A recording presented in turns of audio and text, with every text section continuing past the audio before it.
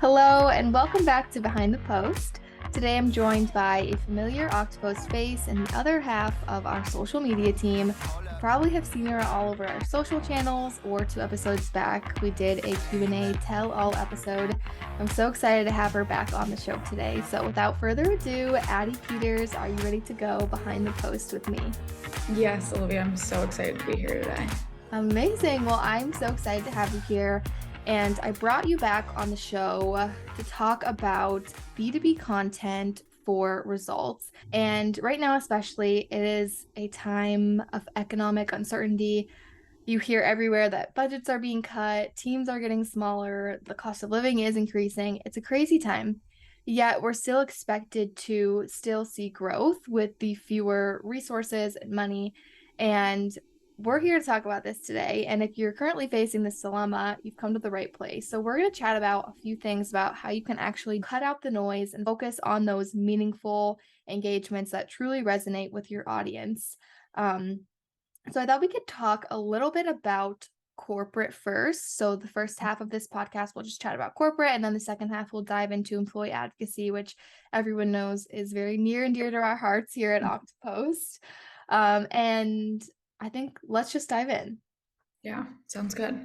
So we talk a lot about how the power really comes from your employee's voice. And honestly, it's so true.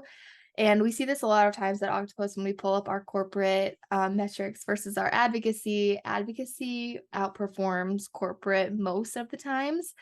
So it is really a powerful tool, but you cannot neglect your corporate channels. I think everyone listening in knows this.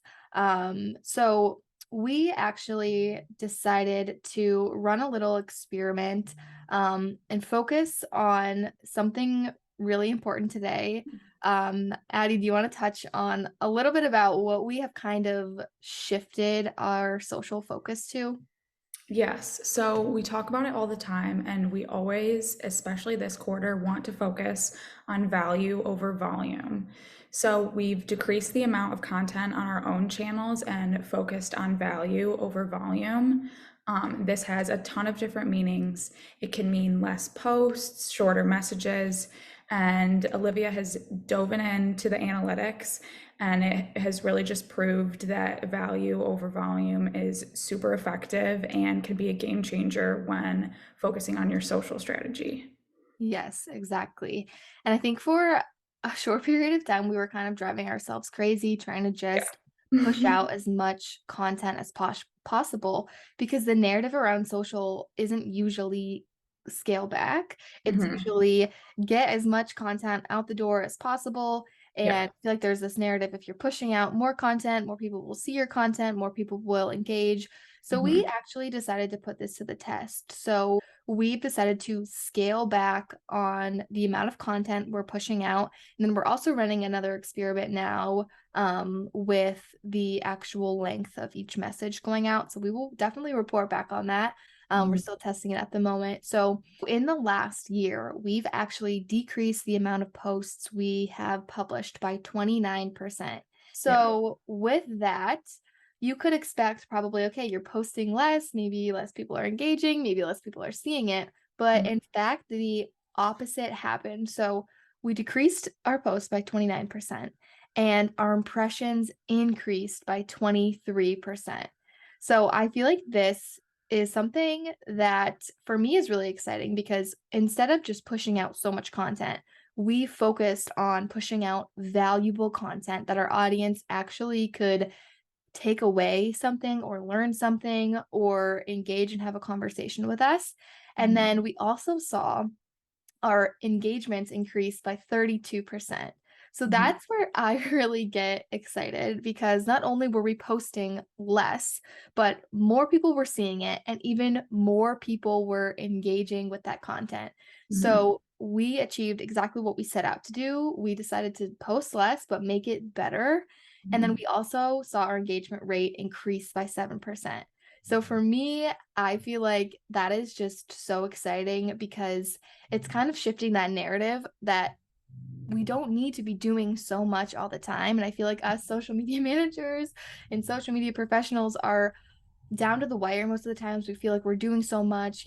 There's all those memes that go around, like we're the copywriters, the video producers, photoshoppers, like there's that whole list. And I feel like this is such a good reminder that sometimes it is okay to scale back and do less. Yeah, I definitely agree with this. I think that it's been really interesting to kind of see that narrative play out, especially because, like you said, Olivia, we're working on so many different things, trying to do so many things at once. And it can be crazy to just kind of scale back and actually see what is resonating with your audience. And then you'll be able to create more content that is geared towards them that they are actually going to engage with. So I think that you want your content to land with your audience and provide value if it's not providing anything for them. So sit down and look at your content and ask yourself, what is this bringing to the table? And if it's not bringing anything, then scale back and kind of just reassess what you're putting out there, because really less is more if you're focusing on the content and making the content as the best it can be. Hmm.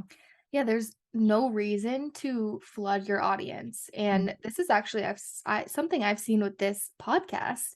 So there Mm-hmm. was a short period of time where we actually shifted this podcast to once a week. Now it's twice a month, so every other week. But there was a period in time where we decided to shift it to once a week.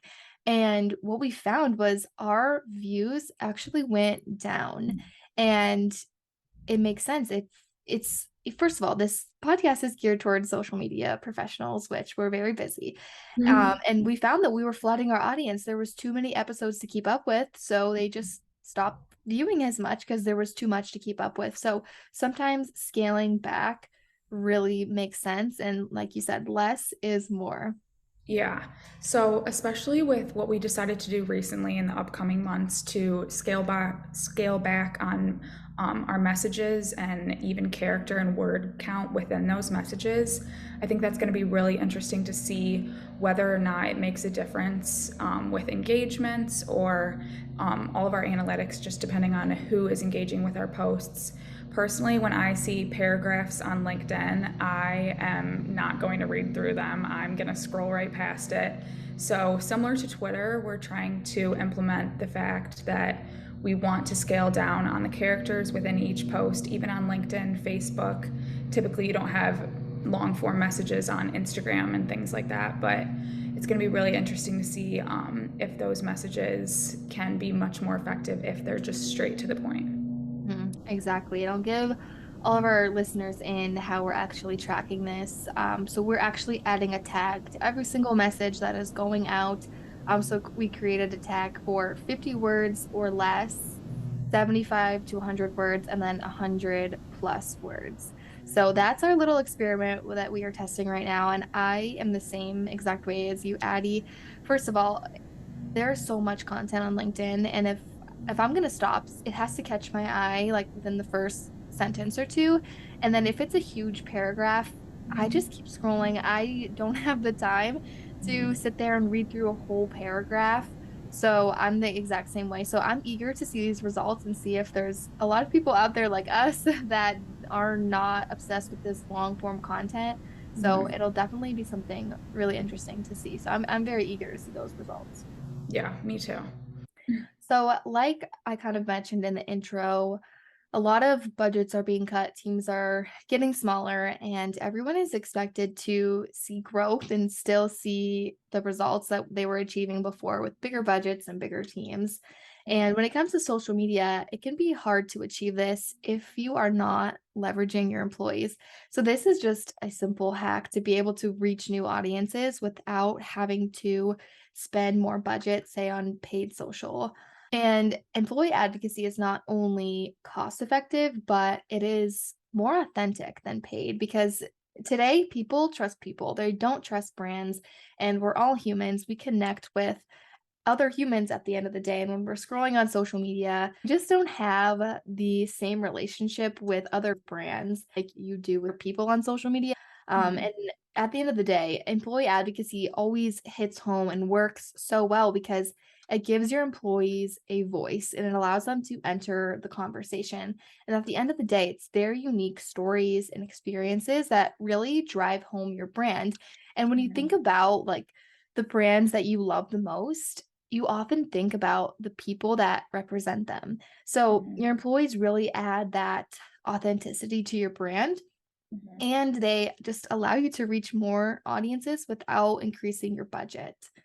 Yeah, no, I definitely agree with that. I think that especially when explaining employee advocacy to people who don't know what it is or haven't heard of it, that is one of the easiest ways to explain it because you have so much of a deeper connection with your connections on LinkedIn rather than a brand or compared to a brand.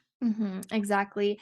And I feel like when a lot of people think about employee advocacy, they think about, oh, your marketing team is just creating messages and they're sending them to everyone and saying, post this blog post. But it's so much deeper than that.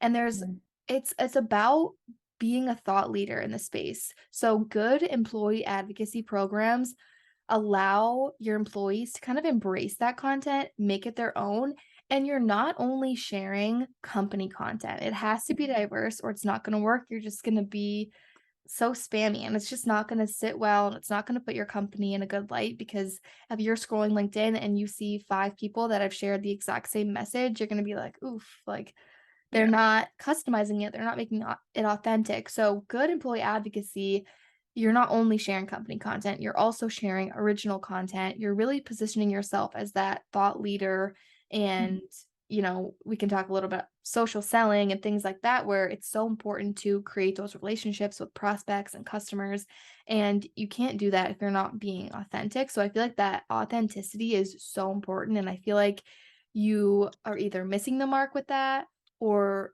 you're all in on it because if not, it's not gonna you're not gonna see the same power. Yeah, I definitely agree with that, especially in terms of being a thought leader in your industry.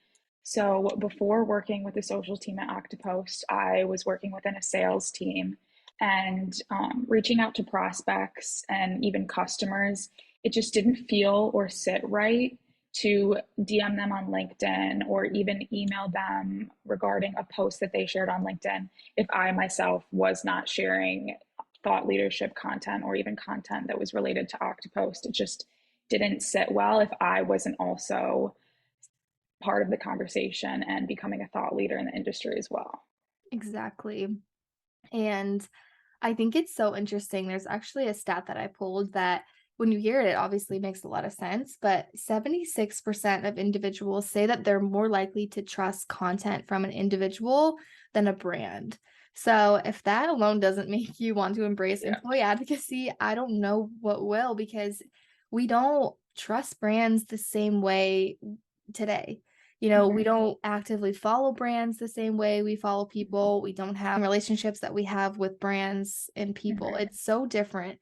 And obviously, because a brand is a logo, and the thing that makes the brand so special is its people. So I Yeah. feel like leveraging employee advocacy is a no-brainer. The average LinkedIn personal account has over 1,000 connections. So if you think Jesus. about if you just do like the simple math here, like think about everyone in your company, Mm-hmm. they can reach so many more people than your corporate branded page. It's just what they can achieve. Your corporate branded page can never achieve with the authenticity and the reach. So that's why I think employee advocacy is just so incredible. Yeah, I definitely agree with that. It's a game changer when it comes to reaching communities and groups that you wouldn't necessarily reach typically with your branded account. Hmm. Another stat that we have from a customer, CM.com says that 45 days into using Oktopost, they calculated that compared to the average cost per click on of $5 on paid ads, they saw cost per click of $1 for employee advocacy shared via Oktopost, which is insane. Just that little comparison right there. It really shows that Oktopost employee advocacy is a true game changer when it comes to reaching people that you wouldn't typically reach. It really is. And It just comes back to that less is more idea here, where you don't have to increase your budget to increase your awareness and increase your Yeah. reach. Hmm. And the fact that employee advocacy adds that authenticity piece that paid social cannot achieve, no matter, I mean, you can get pretty creative with paid social, but it's not coming from the person. So Hmm. it can never achieve the voice, like when it's coming from the voice of your employee, paid Hmm. social doesn't stand a chance. And the Hmm. fact that you can cut your budget so much Hmm. just by implementing employee advocacy is really incredible. And I actually have a dashboard set up inside of Oktopost that compares our conversions coming from our owned versus our earned engagements. And our earned engagements outperforms our owned every single time when it comes to clicks and conversions. So it just shows you right there. People are just much more willing to engage with a person than they are a brand. And actually, a really interesting stat, there's a 700% greater conversion frequency when leads come from employee advocacy on social. So the proof is really in the pudding here. Our customers are seeing it, other people are seeing it in the industry as well.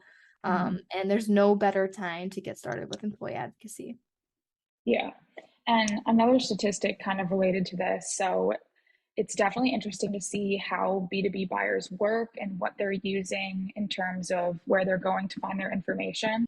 So another interesting piece of this was 75% of B2B buyers use social media to support purchasing decisions. And I think that this is really interesting to see because people are using your corporate pages to find information. And if they can also go to an advocate's page or an employee's page to find even more information about your brand, that just makes your message go that much further. Exactly. And if you think about how like we purchase things in our own lives kind of in B2C, we do the same thing. We go to social, we read reviews, and it's the same during the B2B buyer journey. Mm-hmm. They are looking at social media to first of all look at the company, but they're also seeing what their colleagues are saying, or they Yeah. might be DMing someone and ask what their experience is like. So we're all turning to social, and you just have to leverage that at the end of the day. And a big question we get is, okay, I do want to get started with employee advocacy. I want to launch, I want to do maybe a little pilot program to get started, but what content should we share?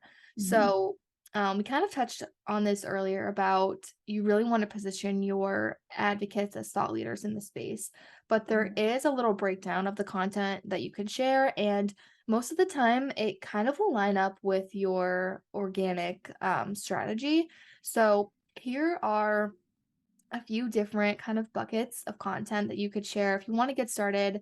If you have a formal program already, or you're trying to get one started and you just kind of want to refresh your content strategy. So, one big thing that we've seen perform time and time again is posting about your people, posting company culture. That is Mm-hmm. something that I feel like employees naturally want to share on social.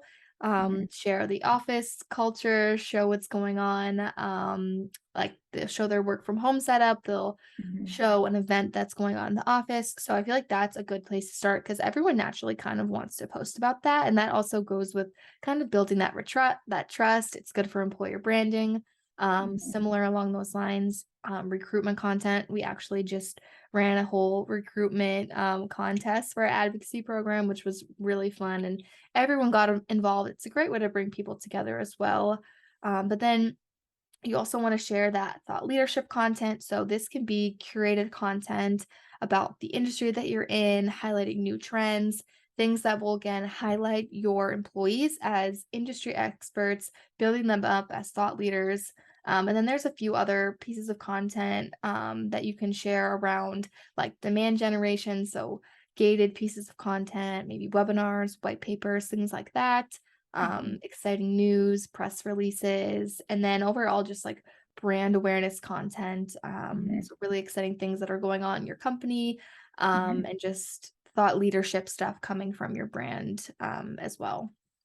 Yeah, I think those are all really good ways to just get started and kind of moving those posts into categories can make it a little bit easier to figure out what you want to share to your advocates, and also figuring out what your advocates like to share. So something that we've done is definitely go back and look at what the most shared posts are.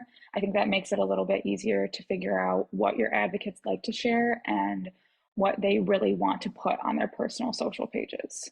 Exactly. And something that I always think about when I'm writing advocacy messages is this something that I would want to share? Yeah. And I know not everyone in your program is going to have a different audience because they all have their own intricate networks.